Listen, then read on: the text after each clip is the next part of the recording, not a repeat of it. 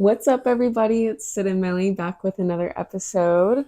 Thank you so much for joining us today. We'll be chatting about the freedom or lack thereof in the United States. Yeah, 100%. So essentially, we could argue a lot of different things here today, but as we know, the United States is kind of redeemed as the most free The country, and land of the free. yeah, and Americans love toting about their freedom and the freedoms that we have and those sorts of things. And so, yeah, we just want to actually look at what these freedoms look like and what our country actually is more like at a face value than this heightened ideology that's kind of conditioned on Americans from youth. Yeah, absolutely. And one thing about freedom, I feel like it is such a subjective thing that Yeah, like true. people do see it in different ways. So obviously, Facts. like you might feel differently about this than us, and that's totally fine. But this is kind of our thoughts and our take on what Yeah, like freedom looks like in this country as we right. have traveled a lot across, Both domestically and yep, abroad. I mean, domestically and abroad. multiple countries in Europe, all over the United States. So Yep. yeah, definitely so many different cities we've been to, traveled through, stayed in, explored around. So yeah, so we have a pretty good um, insight or perspective on like what that quote unquote freedom truly looks Mm-hmm. like. Because yeah, it looks a little bit different a lot of places you go. But again, no country on earth claims to be more obsessed with freedom than the United States. So with that in mind, that is why we are kind of arguing against that thesis that the United States Yeah. is like a free country. Yeah. And so I'll start it off I right. know. I was Oh, gonna. No, I was literally just gonna say, you what want me would be your to? first point on that? I'll start it off with something that's a little bit more recent, a more recent development. But there are 80,000 plus flock cameras in the United States.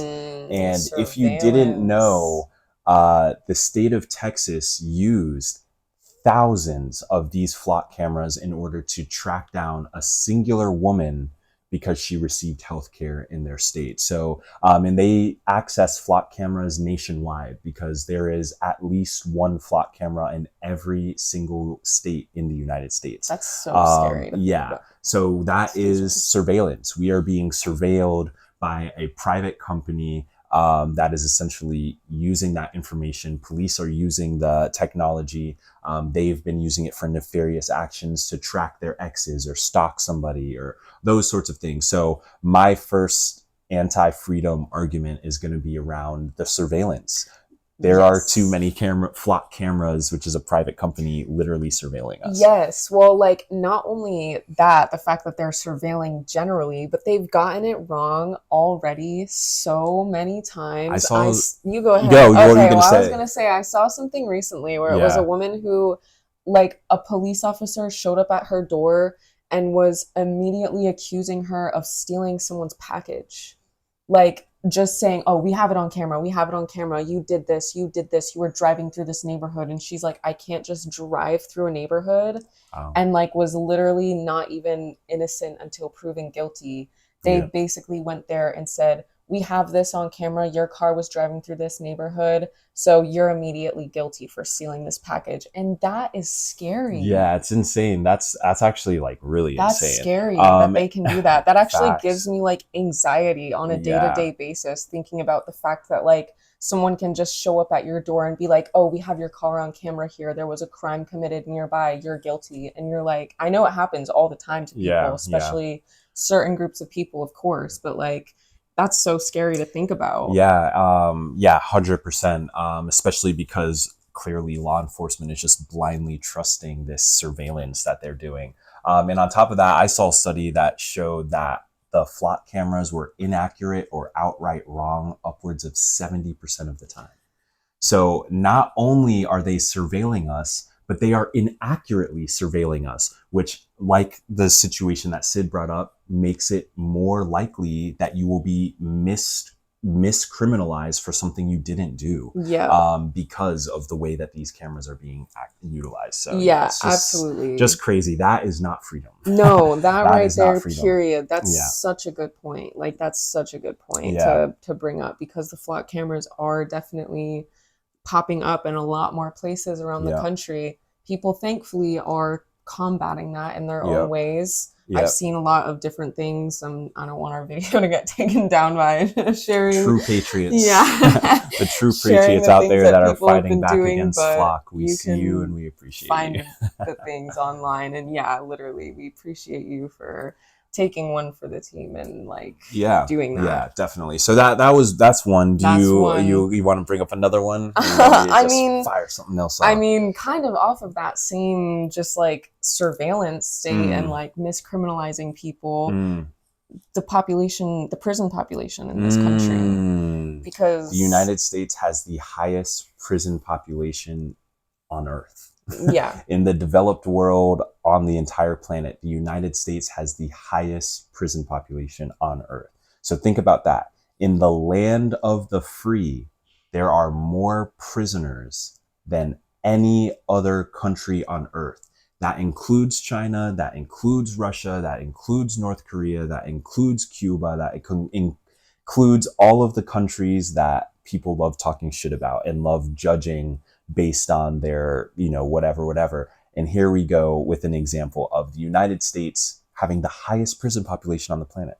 Yeah. That is not freedom. No, that is not freedom. No, it's not freedom. And I mean, again, like even not just with the flock cameras, like we're seeing people getting miscriminalized and put in jail for things that they didn't do all of the time. All of the time. And the thing is with the prisons, they're for profit. Yep. A lot of profits. Yeah. A lot of prisons, of them are for profit. Obviously, not all of them, but a lot of prisons are for profit. So it's incentivizing police officers, like any of these prisons, to be putting pressure on local police departments or just generally. And they do that. The police departments have quotas. If you guys didn't know, the police departments literally have quotas for tickets, arrests. Like they have quotas that they're trying to meet because of exactly what Sid said. The private prison industrialization complex, essentially what private companies are doing, they buy, they own, they operate these prisons. They demand the state keep them at capacity, fully full with prisoners, and then they utilize those prisoners for cheap slave labor.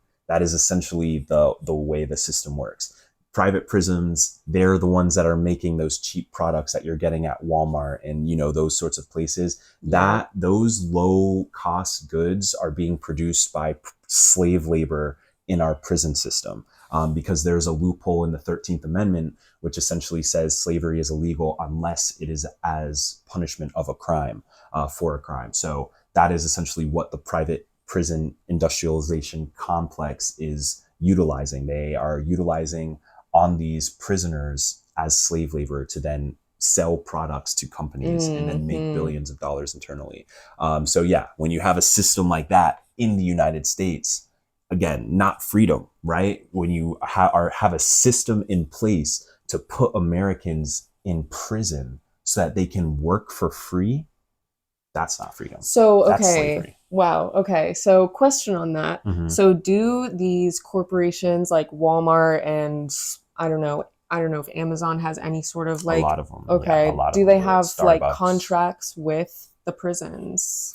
Yeah. So they have like contracts with the prisons to essentially, again, get the goods at a very low cost because there is no paid labor or very minimal paid labor that goes into the production of those goods. So those companies are making almost pure profit because they're utilizing their prison slaves. Wow. Yeah. Okay. So And it's Walmart, like it's levels. they know. Oh, it's yeah, levels. yeah. It's deep. They know. I mean, states have contracts with these prison systems. Wow. Because that's how the police are involved in the quotas and things. Like that's where that pressure comes from that you referenced to fill these things, because a lot of states have, again, multi-$100 billion deals with these corporations. And if they don't fulfill them, there are consequences. So we have a prison industrial complex in our country that is actively taking Americans off the street and inserting them into a prison labor complex. So wow. Freedom. Yeah. Wow. So scary. And like,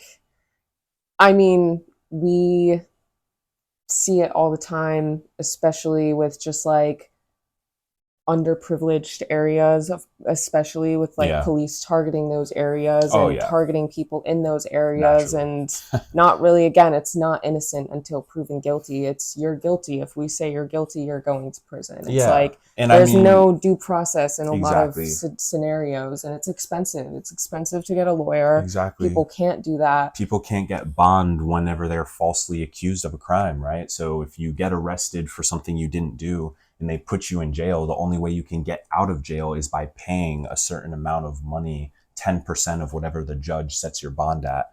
And in order to get out of prison, you have to pay that money. So yeah, if you come from a struggling area or you don't have that sort of money on hand, which most Americans don't, reminder, 65% of Americans don't even have $1,000 in a savings account. So again, this is most Americans we're talking Yeah. about when we're referencing people who couldn't afford to pay something up front like that. That's most of our country. So you're talking about people who are getting falsely accused, wrongfully arrested, and then put in jail, and then they're unable to get out of jail because they can't afford to. And I've seen it in a situation where it lasted literally up to a decade, where people have been in jail, unable to get that bond, unable to get out. And because their trial kept getting pushed back and pushed back, or issues with trial, so they never actually got freed. It's ridiculous. So yeah, that is also another part of it. The prison system is a trap that is meant to keep people down. You know, they're not Yeah. trying to rehabilitate people and get them back No. into society. That isn't the goal of our prison system. No, it's not. I mean, I think I can't remember where it is, and there was something else I wanted to say on that, with regards to just like people getting arrested for things and being held. It's like that can happen to you over a parking ticket. That Taillight. can literally happen to you over something so minuscule that it's like, I mean, we've seen Black people get killed in this country over a taillight. yes. So like we know that the police don't care, right? Like No. they are not the most educated. They don't have to learn the actual laws. It actually takes longer in the United States to become a barber who cuts hair than it does to become a police officer. So when you think about that, just remember your barber is much more qualified to do their job than the officer that's, you know, showing up at whatever's going on. How crazy is that? That's crazy. Pretty nuts. But on the note that you were talking about with rehabilitation, Mhm. I forget what country I had seen like something about their prison system. I don't know if it was Sweden It or was just one like of one of them. those Yeah, Nordic one of those countries Nordics, yeah. where they're very people forward, very social. You know, they want people to be happy, people to be like successful, and Yeah. people to be contributing members to God society. forbid, right? And so, yeah, for real, In the United their States. prison population, their prison system is meant to rehabilitate people and help people Yeah. integrate back into society. Obviously, they're being incarcerated for something, Right. but the point of that is to help them become a normal, functioning human being again. Yeah, and I think, you know, when people hear, and I won't say people generally, but it's Republicans, conservatives, typically when they hear things about prison reform or things like that, they immediately get triggered and, you know, start saying a bunch of buzzwords, scare tactics. But the reality of what we're talking about is that a large portion of the prison population in the United States are in there for nonviolent crimes. Most of them are in there for minor drug offenses, car things, robberies, very minor nonviolent crimes. Mhm. And so we're talking about rehabilitating those sorts of Yes. people who have committed nonviolent minor misdemeanors, whatever, or are just in prison wrongfully. Those are the sorts of people that we're talking about working on rehabilitating and getting better and, you know, having those people rejoin society. No, we do not want people like the Epstein and Trumps of the world. We don't want those sorts of people leaving prison and rejoining society, Yet putting it's children. so easy for them to leave prison. Right. Well, because they're I so know. rich, but Yeah. just even on a general person level, like we don't want people committing those sorts of crimes, child related crimes, child assault, sexual assault. We don't want those sorts of dangerous criminal people back on the streets. You know what Yeah. I'm saying? Those are the people we want to keep in bars for sure. Yeah. But there are a lot of nonviolent people who are in jail because of 3 strikes you're out and all those other sorts of racist laws that were written in American history. Yeah. Those are the sort of people that deserve rehabilitation because a minor drug offense should not be a life sentence. Absolutely not. That is literally such a ridiculous sentiment. I actually don't understand that at all. But it's again comes back to the for-profit prison systems Right. and like the feeling of like the need to fill them up and use people for labor, for slave labor. Yep. It all comes back to that. It doesn't matter what offense you had. It's oh Yeah. well, we can use you to Exactly. build and for cheap labor. Yeah, Like and that. just tying that back into like our thesis, right? Like that is an example that Americans are not truly free. You cannot be truly free if every time you go outside you are potentially worried that you could end up in a inescapable prison industrial complex. Yeah. That is not a sign of freedom. And one thing that Americans need to realize as well is that if anybody in our society is having their freedoms revoked, or if they're having their constitutional rights broken, right? That could be any of us. Any of us. Yeah. Like, I think people in the United States, they think too much that because they have that 9-to-5 job, they're like above poverty and like don't see the baristas as people at those restaurants. But it's just like, hey man, like the same person who's serving your coffee, that could be you. Literally. You're one fire, one car crash, one medical emergency away from being in serious debt, losing your job, and being on a low level job too. Yeah. And I feel like that's what a lot of Americans forget, is that all of us are really only one emergency or one thing away from being on the short side of the stick. Serious debt. Yeah. So, I mean, Yeah. that's the reality. 100%. Yeah. Which kind of brings us to our next point of just the United States having the highest medical debts. Wow. That's right. Yeah. The United States has the highest medical debt once again in the world. Yeah. In the developed world of the countries that have, you know, whatever you want to call it, we have the highest amount of medical debt. That is not freedom. In the United States, receiving medical care could potentially put you in debilitating debt for the rest of your life. How is that freedom? Yeah. Well, let me read this study. So basically, this is as of December 2021. So Wow. just imagine how much worse it's gotten since then. Can't imagine. As of December 2021, this was a study done by, what was the organization? The Survey of Income and Program Participation, SIPP. They did a study back in 2021 to look at medical debt, basically. And so it showed that 20 million people, which is nearly 1 in 12 adults, owe medical debt. 1 in 12 adults. 1 in 12 adults. And what's the word I'm looking for? The way that they were looking at it is if you owed over $250 in like medical bills, basically. Yeah. And that's what they were looking at as significant medical debt. Wow. So not only were not only were they able to find that, 1 in 12 adults owe medical debt, they also found that people in the United States owe at least $220 billion in medical debt. And that's as of December 2021, mind you. That's almost 5 years ago. Oh my. So imagine now, I didn't find an updated study, but just imagine that 5 years ago. Yeah. And like things have only gotten worse since then. We know that. We know things have only gotten worse. Yeah. And it's like, yeah, so there was a couple of other stats in here. So they also found that about 14 million people in the US owe over $1,000 in medical debt. Damn. And within that, there's about 3 million people that owe medical debt of over $10,000. 3 million people. Wow, that's insane. That's a lot of money. And I mean, yeah, that's a ton of money. And like, yeah, medical procedures and things are massively expensive. Especially even like life-saving procedures are massively expensive. I remember when my dad had a heart attack, his first heart attack that he had when I was in high school, and it literally costed over $100,000 to save his life. And so, yeah, it's just like those sorts of things, that sort of debt, that keeps you locked here, right? That keeps you locked in, working with a massive debt over your head, and you have no choice but to work to try and pay that off, and right? And that's like one expense for people. Yeah. That's one expense. Imagine a mortgage, a rent, car, like insurance. any of your utilities, insurance. children. Like, people go into medical debt for having a child in the hospital. Yeah. That's An crazy. ambulance can run you upwards of 20 to 30K. So it's like, Even just having an emergency. That's are you calling an ambulance insane. for 30K?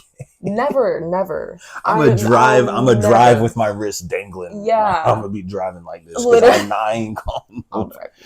Yeah, well, you know what I'm saying. No, I know, I'm just kidding. But yeah, it's just like that's insane. that is not freedom. And I know, like, whenever I've made, TikTok shorts in the past where I've talked about how we need a medical system, like a standardized medical system for the United States. And the first thing, again, Republicans, conservatives love to throw back at you is, oh, have you seen the lines in Canada? They have to wait for care for forever. Buddy, guess what? So do we. Literally, so do we. Yeah. I had to wait 4 months to go to the dentist. Had to wait another month for my next appointment. Trying to find a specialist, you are waiting for months. Yeah. Like, I don't understand the delusion that some Americans live. It's like they're experiencing a completely different reality than the rest of us. Yeah. Because it's just like, the things that you are saying are just unequivocally untrue. They're just lies that they spew out. Because in other countries, medical debt isn't even a thing that people worry about.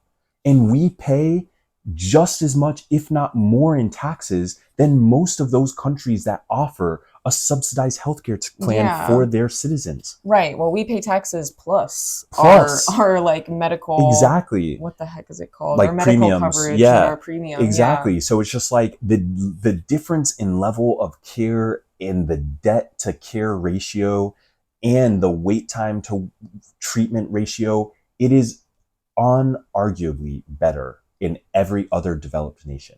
You cannot sit here and tell me the one developed nation in the world without subsidized government provided healthcare has the highest medical debt in the entire world. And you're going to try and tell me that system is working.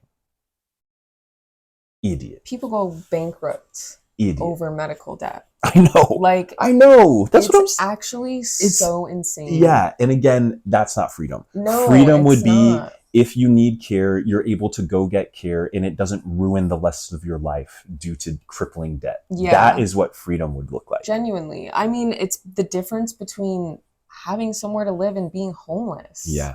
Are you kidding? Yeah. Like, you're literally one medical bill away from not being able to pay for your house anymore. That's facts. And even if you buy your house, it's not your house. You gotta pay those taxes. You gotta pay the taxes. Property taxes every year. Still, and you could lose it. Even if you pay off your entire mortgage. They'll come foreclose it. They'll come foreclose your house. Finesse it. There's another thing. Yeah. Oh man. Yeah. You don't own your property in the United States. Just so you know. Yeah. You might have bought that house, but you're a renter for life. Yeah. Because the moment you default on those property taxes, the state is foreclosing on your home and taking it from you. Yeah. And then they're going to sell it and they're going to keep the profit on it, all because you defaulted on your payments. That is the reality in the United States. Yeah. You do not own anything. If I don't pay my property tax on my car, they can come and finesse my car. Yeah, for real. We don't own shit here. We are renters. That is a reality, because as soon as you can't pay that tax, it's gone. Yeah. And I mean, real world example, we literally had when you had first got your car, remember that? Mm-hmm. When you were trying to make your payments and it was just like so complicated and confusing to figure out, and then letter on the door. Yep. They will find you. Yeah. Like, they will find you. They'll find you. They will. they know where you are at all times. Like, facts. Again, freedom.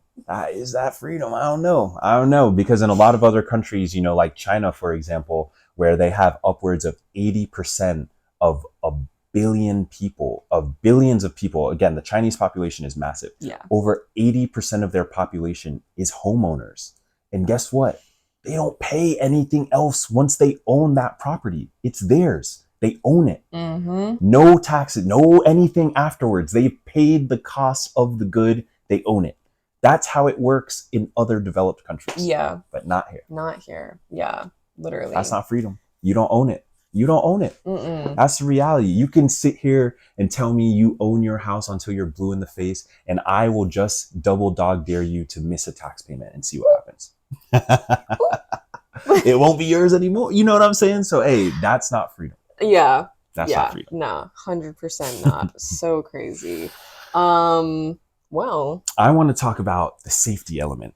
ooh, Safety in the United States. yeah. Because we just had another mass shooting yesterday in Idaho. The parking Yesterday. lot, Yep. the In-N-Out, Yep. right? Yeah. Guy brought an assault rifle, AR-15, and shot multiple Americans and killed them.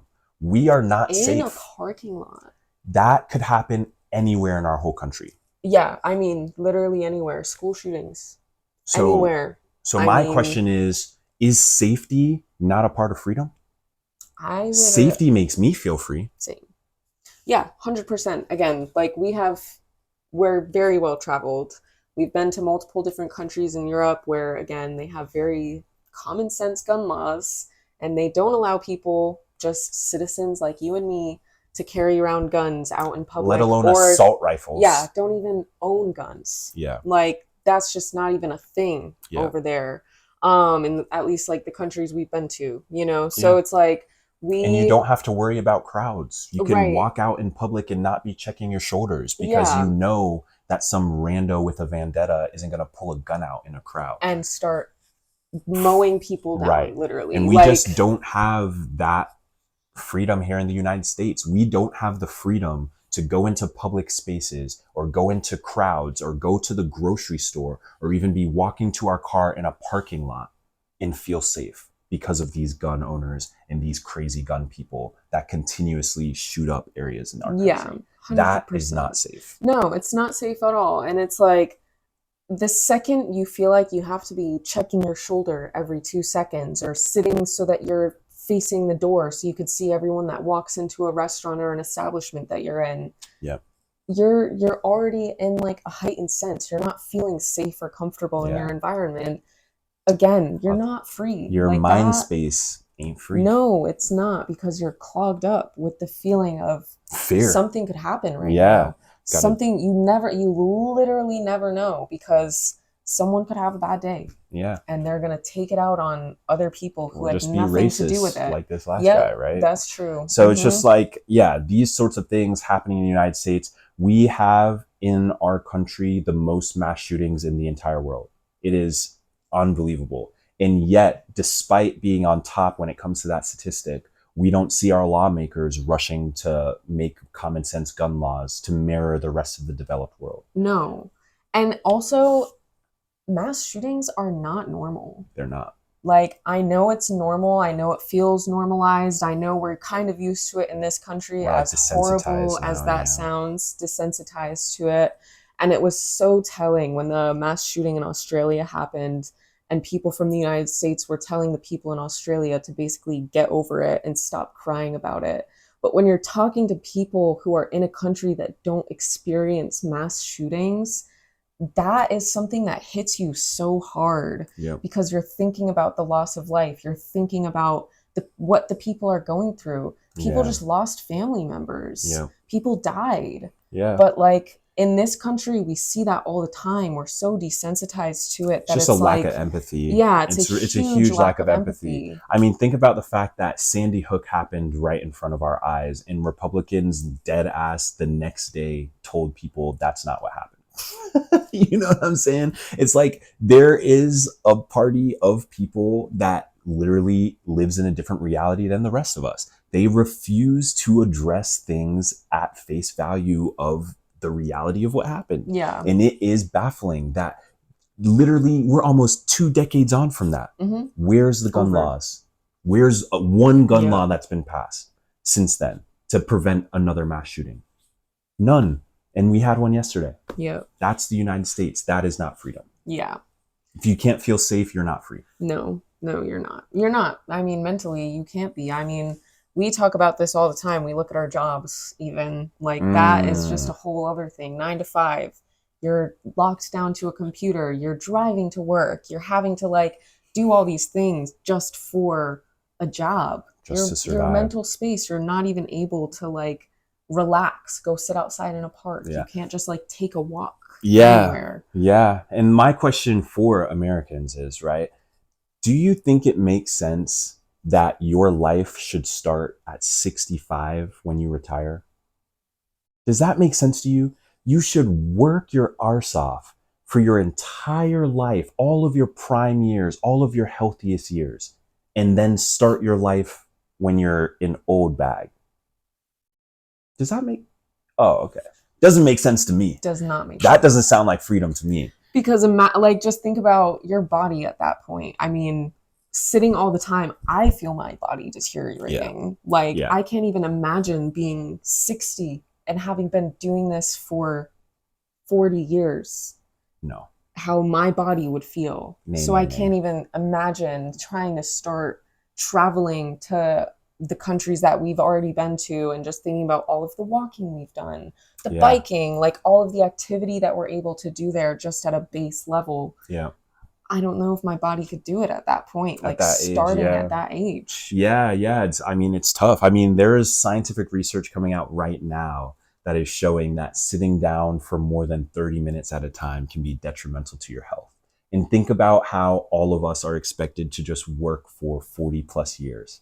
You know what I mean? 8 hours a day. We are set up in a system that is meant to poison us. That is massively terrible for your body, being stationary and sitting this much. Yeah. And that's why we have so much obesity. That's why we have all of the food crisis. You know what I mean? It's all of these things are hand in hand, Yeah. because they want Americans to be in that negative headspace, to be in that, that way you won't fight back. Yeah. Because you're so beat down and tired and, exhausted, and you're unhealthy because you've been sitting all day and eating bullshit. So, Yeah. you know what I mean? They're literally making it so that we cannot fight back against the shit they're doing. Yeah. Well, I think you said something to me recently that really like stuck with me about humans working these 9-to-5 jobs basically resemble a lot of the behaviors of like animals in captivity. Yeah. Right? Is that Yeah. something that you were saying recently? Yeah, well, essentially, because I was comparing it to how human birth rates have declined dramatically and how we currently are not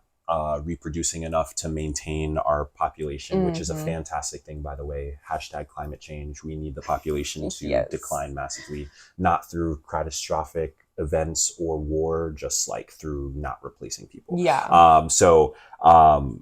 Basically, I was saying that as we see with animals, they mate less in captivity. They're not doing their natural behaviors as an animal. They don't have as much space to exist. They don't have their normal instinctual environment that they would feel is conducive with having another child or having reproducing. Yeah. And so they stop doing so, or it's very hard to get them to do it, or the scientists have to hop in and do it.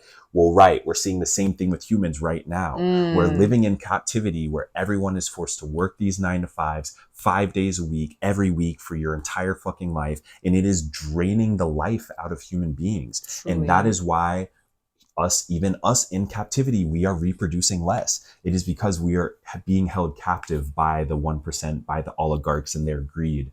And they continue to steal all of the time and money from the rest of the population. Yeah. Because that's really what money is. Money and time are both energy things, and they're just sapping those things from us. We could all afford to work a 4-day work week, right? Yeah. But the billionaires don't want to give us, the people, time. They don't want us to have an extra day because that would take away from their gains. So you see, we're not free. We work for them. Think about a weekend. So if you work 9-to-5, I mean, some people don't even get weekends. Like a lot of service jobs, some people don't even get weekends, which is just even worse. But think about like a 9-to-5 job. On the weekend, you have Saturday and you have Sunday. One of those days is going to be filled up with errands, and then you're going to want to relax. You're going to want to relax. Like there's not really a lot of time to be like, yeah, I want to go and do this thing. Like you could maybe take a couple hours out of your day and go and do something, but you're not going to spend a whole day being like, I'm going to go to the park today, and then I'm going to go to a coffee shop and read a book, and then I'm going to go like hang out with a friend or something. Like you don't have the time to be doing that because you're so exhausted from your week. You want a day to relax, but then you also need a day to do your errands. Yeah. So where is the time that people can spend doing the things that they actually want to do, Yeah. or like building relationships with people in their lives? Yeah. Yeah. That's And such a great again, that's question. just And such like a good point on captivity. yeah, yeah, it definitely is. And kind of on the time element, right? Like we can kind of tie that into where most Americans spend their time, right? In our cars. You can't go anywhere unless you live in New York City, obviously. Unless you live in New York City, so in one city in our entire country, unless you live there, you literally cannot do shit without a car. Yeah. You can't go get groceries. You can't go to the doctor. You can't get around town. All of American cities are 100% car dependent. We don't have transportation. We don't have infrastructure that would allow us the freedom of being able to utilize multiple types of transportation to get around. Yes. And on that point, again, like I think we've said this in a lot of our other videos, we know there's trains, but they are not updated and they are expensive. And again, the fact that they are not updated, people don't use it. People don't use the Amtrak, like, and it doesn't make it a viable option for like a third form of transportation. Yeah. We fly, we drive, and that is it. And they know that, so they can Yep. charge a lot for flights. Yep. And I mean, And gas we is got toll expensive. roads. We got toll Yeah, roads. it's like, Yep. but yeah, something in there. I kind of forgot it Sorry. now, but no, that's okay. Oh, I was gonna say I was talking about like how expensive the trains are, how much they are. Oh, Okay. yeah. What I was going to say was, trains in Europe, if you've taken the Eurostar before, imagine the Eurostar like a filet mignon. And then imagine the Amtrak here in North Carolina and most of the United States as a fat pile of shit. That is the comparison between the trains in the developed world and the United States. I kid you not, I could jog alongside the train in my state. Dead ass. We saw a traffic standstill for like, we went out to lunch. We saw a traffic standstill for like upwards of 40 minutes. People just sitting there waiting for the train to It go was a by. freight train, yeah. And the speed at which this train was going was sad. They make turtles look fast. Yeah, honestly. So yeah, that Oh is my God. again not freedom. If we had freedom in our cities, we'd be able to hop on the metro, hop on the tram, hop on the regional city, take a train from city to city. Because guess what? We would then have the freedom of having multiple forms of transportation. So that would bring down the cost of airlines. That would also keep the cost of the trains down. And Yeah. that would lower fuel prices because there would be less people on the road. So all of those factors we don't get access to because we actually don't have the freedom of choosing our forms of transportation. Yeah. Like, it could be cheap for us to fly. Yeah. It could be. Like, you talk to people from Europe who We've taken flights in Europe for $50. Exactly. Like, we have done it, and like people in Europe will also just like talk so highly about how cheap it is to fly there and to travel there. We've experienced it ourselves, flying between different countries even. Yep. $50, 50 euros. Yep. 50 euros a piece. Yep. And we're like, oh. That's freedom. Oh. That's freedom because they could have flown, they could have taken the train, they could have then driven if they really wanted to. They had the options, and because they had options, it brought costs down for those options, which makes travel more accessible for everybody. Yeah. That is freedom. Period. That's what freedom looks like. That's how freedom should function. Meanwhile, in the United States, we've got a large part, I think it's like 50% of our population doesn't even have a passport. Yeah. Well, why would we when traveling is impossible, right? When you have to get on a flight and it's massively expensive, where you have to fly out of a certain city for, it's a mess. That's why people aren't traveling in our country. And driving is a nightmare because there's traffic everywhere because everyone's on the roads. I know. Wow. It's just... That's not freedom. It's baffling. That's not freedom. It should look. It takes Amtrak. It will take us longer to get to our nearby city on the train than it would driving. Yeah. That is not how it is supposed to work. So again, if you compare European trains to the Amtrak, you would spit on the Amtrak. Yeah, you genuinely would. You genuinely would. Yeah. Not only don't even have assigned seats or air conditioning. I know. I was literally just gonna say, not only like the speed of the train, but like the quality of the train. I mean, you can. Old. Yeah. Old, Yeah. smelly, ugh, No assigned no seats, air just no conditioning. AC. Mm-mm. Yeah, it is rough. It No. is rough. We have Snacks done were it. atrocious. Snacks were bad. Oh God. Yeah, it's Ugh. just it's not updated. Yeah. And so Terrible, terrible, therein terrible. lies the problem of people not wanting to use it and not wanting to actually And the tickets ain't endure cheap. it. You're Exactly. paying a hefty price for shit service. It's insane. Yeah. You're paying like 50 upwards to $100 for a train to take you 2 hours, and it's gonna be the worst 2 hours of your life. Why would I pay for You're that? better off taking a bus. Give me a break. Yeah, absolute joke. So Genuinely. yeah, so that's the infrastructure in the United States. Yeah. Just another way we're not actually free because we don't actually have choices.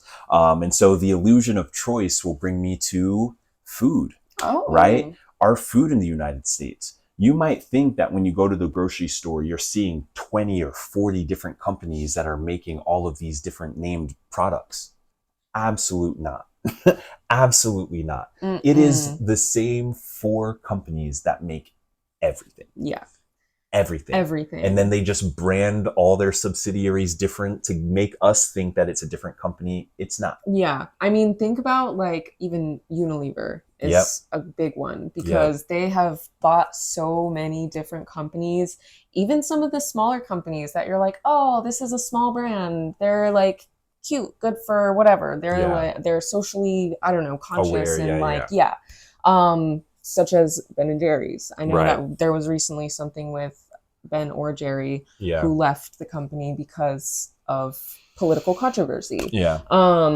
And that's one that's owned by Unilever. Yeah. Big But corporation. it's like the same just, thing with like the Kellogg's, with the, it's like oh, they yes, all, Dove, like they, a lot of different products.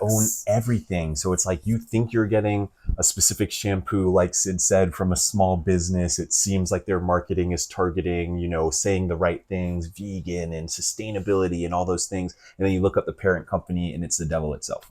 Yeah, you know what I mean? literally. It's like that is an illusion of choice, which is actually a sign that we're not actually free. If we were free, we would have the freedom of choice, and companies wouldn't be allowed to use these predatory marketing tactics in order to deceive us into thinking they're offering different products when in reality it's the same wolf in a different sheep's clothing that is still trying to prey on the consumer. Yes. Yeah, 100%. And another thing I was just looking up, because something I've seen a lot as well is a lot of Black-owned businesses, Black-owned brands that are like supposed to be safe, right? They're supposed to be safe, especially for Black people to use, because the formula is made specifically for like Black hair and things like that. I'm not going to use that for my hair because it's different, right? Yeah. Like it's formulated specifically for that.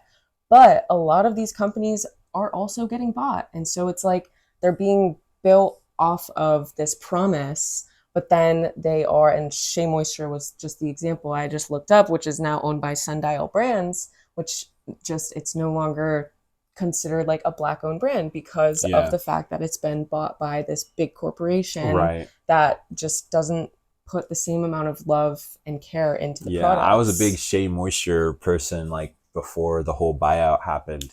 And it's pretty funny to me now that they still are using the same branding, and I'd say they're even leaning even more into like their Black forward branding now that a big corporation has taken over, which I think again it just highlights the predatory nature of it, right? It's like you bought this company, you've changed the formulas, you've added chemicals, you've now corrupted the product that made this brand notable, and now you're trying to force very specific marketing down on the consumer's throat as if you haven't done those changes that will impact the product. So it's just very predatory. And again, it's the illusion of choice because these companies are making 10 of the shampoos now and 10 of the lotions, because they're buying out any of the small brands. Yep. So, another one that I used to use was Meow. If you have, that's another, like the one that's in our shower. Oh, okay. That's another one that was a Black-owned brand, and they were sold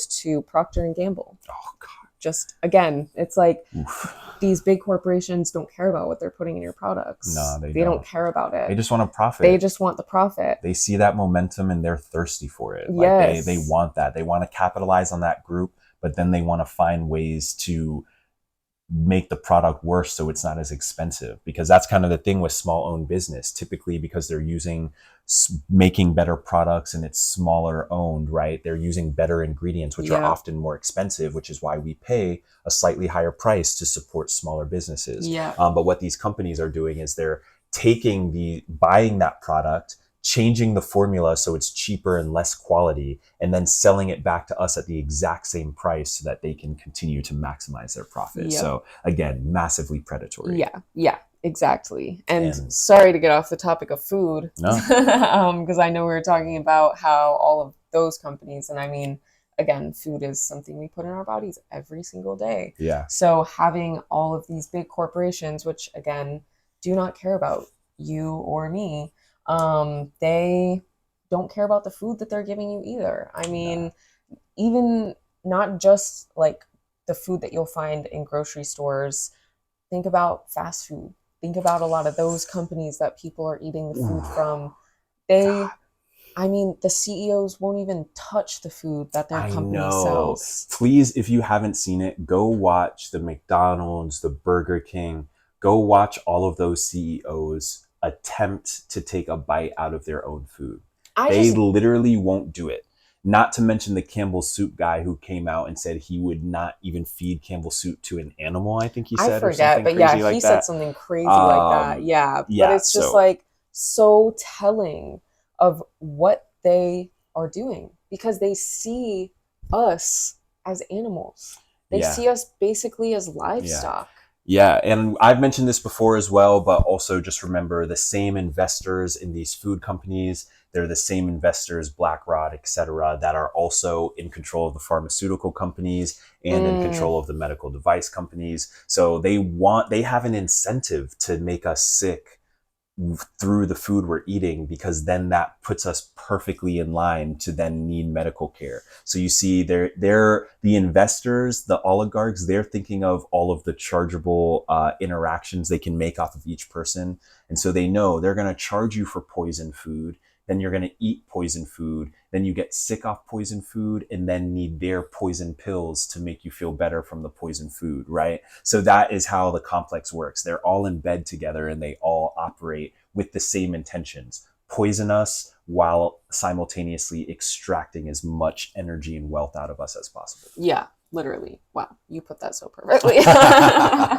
Yeah, no, genuinely.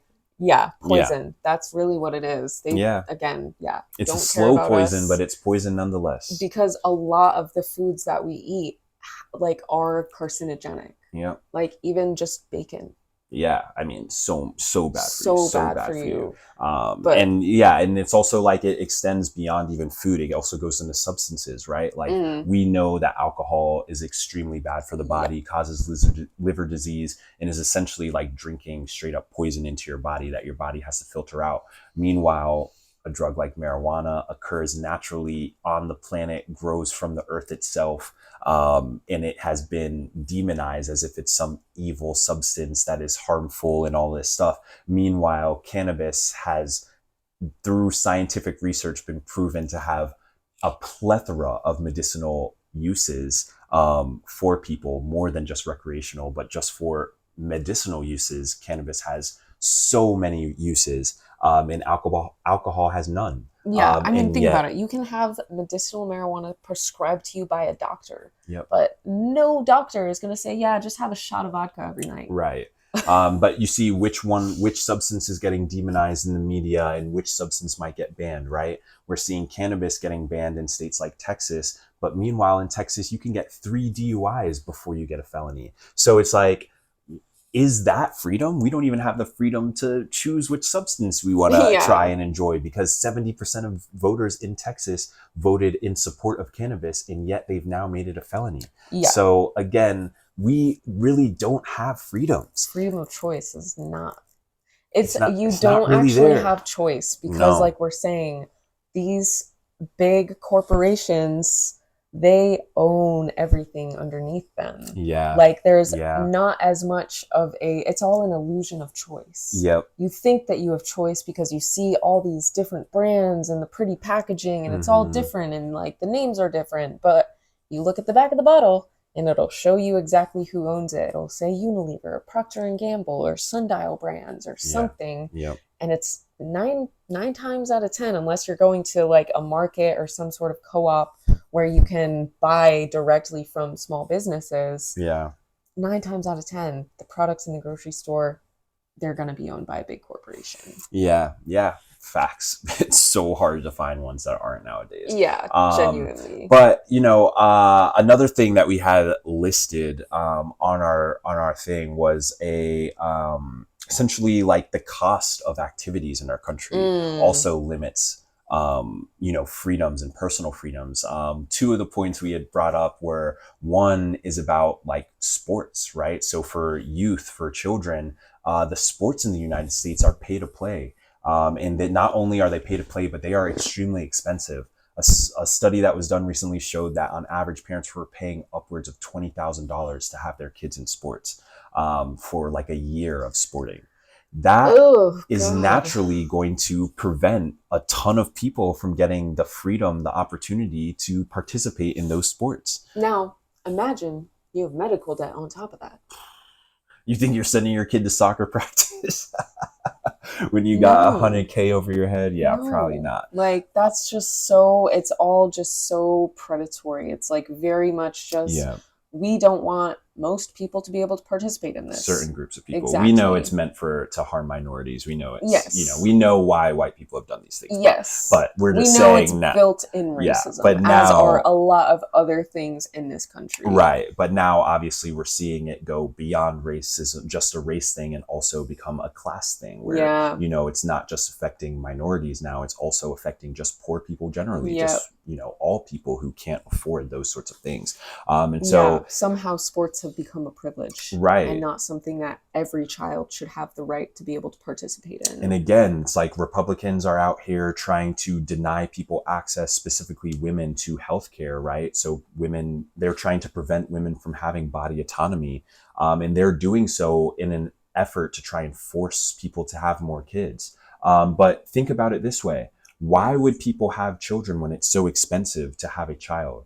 $30K for the ambulance to the hospital, another hella bunch just to pay the hospital bill. And then if you're thinking long term, then you've got thousands of dollars for every year just if your kid wants to play a sport. Most people don't have money for that. No. So they are pricing Americans out of the freedom of just having leisure activities. Yeah, no, it's so true. And I'm like, leisure activities. I was going on a whole other tangent in my head just because you were talking about like the children aspect, and another thing that we brought up was the safety. Yeah, because that's just a whole other thing. Like your child leaves your house, leaves your line of vision, and you have literally no guarantees that they're going to be safe in anything that they do. Yeah, not being it's out true. Going for a little bike ride, kidnapped. Yep. That's like, it's so much less common in other countries than you might think. Yeah. Like, it's facts. Yeah. We've traveled to the Netherlands a few times. We will see people leave their children in strollers outside of the grocery store. Our American minds cannot comprehend that. We're like, are they for real? We were parking our bikes like, yo, we got to stand out here and defend these children with our lives. Meanwhile, it was normal. Children were just out there like, we were walking in the store. The parent came back out, said what's up to his brats, and got on his bike and drove them away. And that is the type of, like, that is freedom. Yes. The freedom to walk into a grocery store and not worry if your children that you left outside are going to be gone when you get back out there. Or walking into a grocery store and not worrying that some psycho is going to walk in with a gun. Like, those are freedoms. Yes. Those are freedoms. That's freedom. That is the freedom that we're talking about. Yeah. Just like the ability to feel at peace in your environment. And that is just not something we get here. No. But back to the amenities, because that is just something, again, like, not only is it expensive to participate in things, even as like an adult, if you're playing a club sport or something because you want to stay active or make friends or whatever, most times you gotta buy equipment or you gotta, pay to play or something like It's that so always that, pay to play. yeah, so that the Everything's pay to club or play. whatever you're joining can function. Yeah, So, like, even as adults, you might not even be able to participate in certain things like yeah. that because you're like, oh, well, I can't afford to pay, I don't know how much it is, but like, When I was doing indoor leagues, it would run like $200 for like a season of an indoor okay. league. So I Yeah, mean, so like pretty if you have to pay expensive. that up Yeah, front, yeah, you have to save for that. Like that could be a lot for some people. Like you yeah. said, how much was it? What percentage of people in the United States don't even have up to a Oh, thousand like over dollars? 60%. Yeah. Yeah, So like how is someone who doesn't even have $1,000 in their bank account meant to be able to participate in side quests or like leisure activities, yeah, things like that? Because even going to a park or going to sit at a coffee shop or do anything, it's like you have to drive there, you have to pay gas to get there, you have to buy something while you're there. It's not like yeah. something where you can just casually be like, yeah, I'm going to go and sit at a library, Right. or like Yeah. There's sit not a lot somewhere of those and like free like leisure activities you can yeah, do. and like Because access yeah, I easily. mean, Yeah. in our city, for example, like yeah, there are like small little parks that you could go on a trail around, but you don't really see a park where it's like built up park with infrastructure where people can sit on benches, people can lay out with their blankets. You just don't really see that. Sidewalks We all don't have throughout. those sorts of green spaces in the United States, which allow for like that community element to be formed, because there isn't anything like that. And I always reference Vondel Park as my like ideal green space for a city, Yeah. because it's not only a biking community or a highway, but it's also just like a picnic area.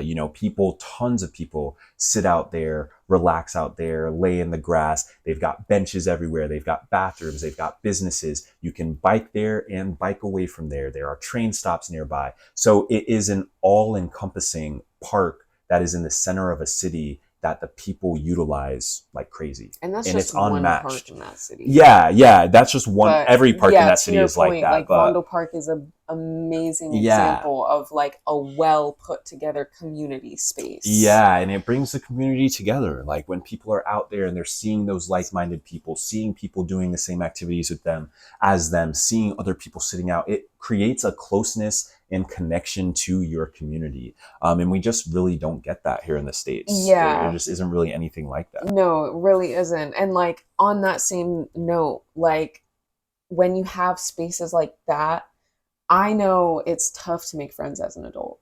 But when you have spaces like that where you can go and sit somewhere and go and like see people like kicking around a football and like doing little things like that, like you're more likely to feel comfortable being like, oh, maybe I could try and like join this group for a little Right. activity or something Yeah. like that. And like Yeah. you could make friends so much easier because you have more community based spaces, more third spaces where you can Yeah. go Yeah. and like interact with people at a base level. I mean, 100%. yeah, and like become regulars at places and even just Yeah. like interacting with staff and trying to make friends in that way, Yeah. like you can do so many more things Yeah, in when you have those sorts of those spaces spaces. available. But yeah, there's just not the same thing here. I mean, obviously, yeah, there are parks you can drive to. I'm sure someone in our comments will argue that a dog park is a great place to make new friends. But If you have a dog. yeah, again, And dog parks are just, I mean, we could yeah, talk a again, lot about dog my point of parks. bringing that up is just to say that of course someone is going to pull some Oh, fallacy in yeah. which they're trying to disagree against one specific point that we're making here. But our entire argument is just about like the general kind of philosophy of freedom, and how that applies to these different sorts of things. Yeah. So we're not saying there's no freedom in the United States, but what we're saying is that in a lot of the areas of quote unquote freedom we have, there is actually a lot of the illusion of freedom that's kind of masking the Mm-hmm. choices that Americans are making. And we're also using a perspective of people who have traveled to, plenty of other cities in the world, who can, draw the comparison of how free we felt in other cities versus various cities in the United States. Yeah. So yeah, just wanted to kind of put that baseline out there because again, I know that there's someone going to be so pissed that we're, even combating American ideology of freedom or whatever. But yeah, valid. yeah, I just want to let you know that our scope's a little bit bigger than yours, which is why we're able to kind of like view things in this perspective. Yeah. Yeah, love that. Thanks, Millie. Yeah, of course. Yeah. Well, anything else you want to add? You definitely I had mean, more notes, but we could probably do a part 2. yeah, if we really wanted to, we Yeah. probably could. So But yeah, so to conclude, those were our thoughts on the idea of freedom in America, in the United States. Yeah, that was yeah. it. So if you made it this far, Thanks for watching. and we'll see you next time. Peace. Bye.